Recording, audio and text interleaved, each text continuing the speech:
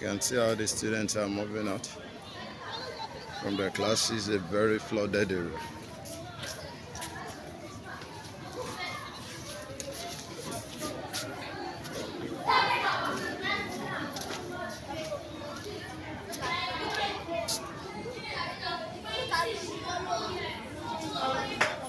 This is not a good one for the pupils of Coca Memorial Primary School.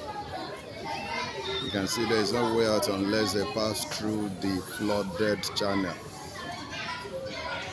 That's not a good one.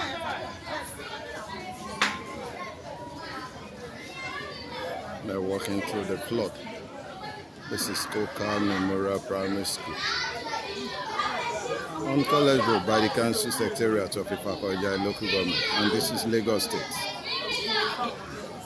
This is an eyesore. This is an eyesore. This is an eyesore.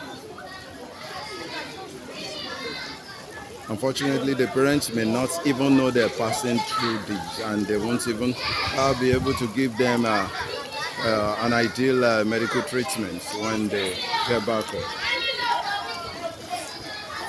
Coca Memorial Primary School, Ifakoija local government. These are the pupils.